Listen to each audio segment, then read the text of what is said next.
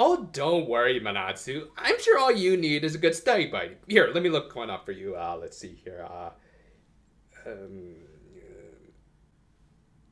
Let me get back to you on that.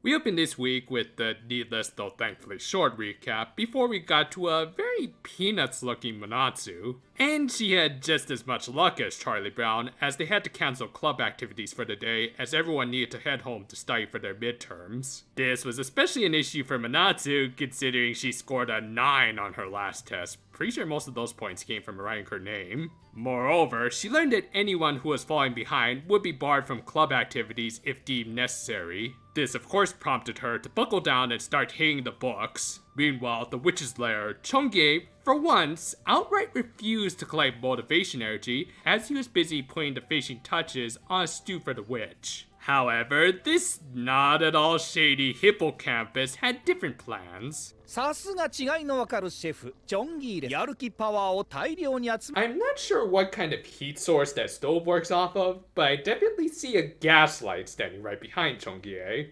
But yeah, the prospect of using a new gift from his beloved master got Chongire in the mood to do evil. Back with Manatsu, she tried to study, but much like a certain Yellow from last season, she wasn't exactly in the mood. Kinda makes you wonder who would win a procrastination contest, the witch, Hinata, or Manatsu.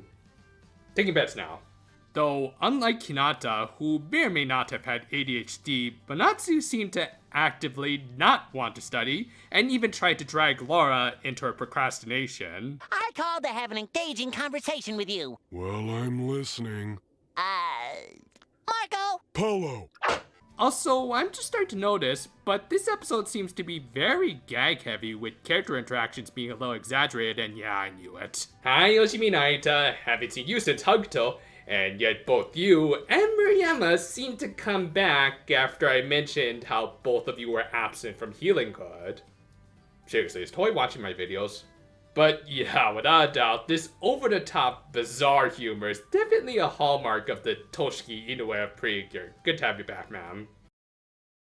In the end, she made absolutely no progress in her studies, and thus tried to get advice from her friends the next day. Minori revealed that she didn't need to study much at all, as she just had good memory. Manatsu, of course, wanted to be like her senpai, but as her friends pointed out, Minori's memory was mostly an innate talent exclusive to her, which matched well with her established character. Speaking of which, Manatsu expressed a character trait a little unbecoming of a lead cure. 一つ分かったことがある。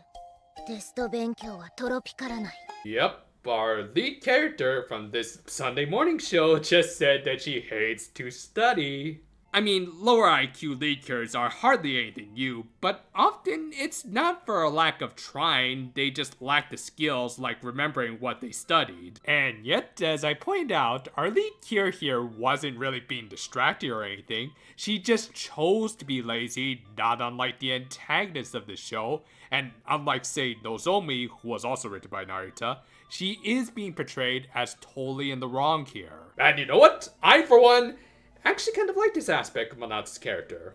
I think a problem I've had with previous lead cures was just the plain inconsistency in their writing. All too often, they'd suddenly develop character flaws that they'd have to overcome because the writers either forgot to give it to them in the first place, or chose not to because they have to remain shining examples, not just for their team, but also the viewers watching, and hopefully satisfy the toy execs. It's basically a case of trying to have your cake and eat it too.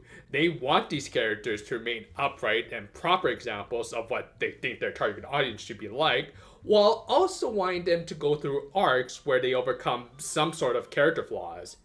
You can't really do that if your character's too much of a goody two-shoes. Thus, I'm glad they're establishing stuff like this just as the episode count is entering into the double digits, and moreover, there has at least been some build up to this. Yes, Manatsu clearly has a lot of motivation when it comes to physical activities. When she actually has to sit down and either read or write something, all of that motivation suddenly disappears into the ether. For her, it's all about getting to the goal as quickly as possible so that she can move on to the next thing. hence why she even tried to expedite the Tropical Club's establishment, and by the end, she still didn't come up with a proper mission statement. All of this aversion to work she didn't want to commit to is starting to catch up with her, and is going to lead to some much-deserved karma, as we'll soon see. Chongire launched his attack with the new Zenzen Yaneda that didn't look that much different than the usual fare. I guess its mouth is a little wavier, but that doesn't make it look that much stronger, though thankfully its actions matched to back up its hype as the Precure engaged it. Wow, you can really tell that Narita was starting for some of that good old Yuri with stuff like this. They fought the evil Book of English that tanked all of their physical attacks, forcing Manatsu to raise one of the worst fail flags possible, using her finisher way too soon. As a result, not only was she unable to say her victory, but she also de-transformed, leaving her wide open to be turned into one of us. Welcome to the world of 9 to 5, Manatsu. With our main protagonist turned into a night owl, Laura tried to take back her motivation energy that was appropriately rainbow colored, in case anyone wants to debate Manatsu's theme color. I guess this guy was on the side of her just being a pink, and thus knocked the aquapod into the river. From there, it just stole more motivation energy, and would have finished off the rest of the team had Chongire's stew not finished simmering. Yeah, a little bit of a cop-out here, but don't worry, it'll actually have a decent payoff in just a bit. Regardless, he had succeeded in severely kneecapping this team, leading into one of the funniest Precure resignation scenes ever. Precure, めんどくさいな。やめます。 I quit. I quit. I quit. I quit.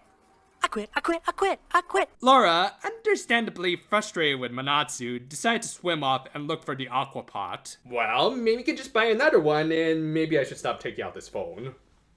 Besides, she definitely needed this aquapot, as it still contained Manatsu's stolen motivation energy, showing how much she had come to care for the little tropical weirdo. And in a rather brilliant cut, we shifted over to Chongire wanting to personally serve his master her food, but got turned away by Butler again. For as lazy as he may act, Chongire does actually care about feeding his master, hence why he constantly puts effort and pride into his cooking. And yet, he always gets suspiciously turned away by this Mohawk, which after 4 episodes of this stuff, is finally starting to boil over into legitimate anger and frustration. Again, I like how a lot of this actually feels like it's been organically built up over the series so far.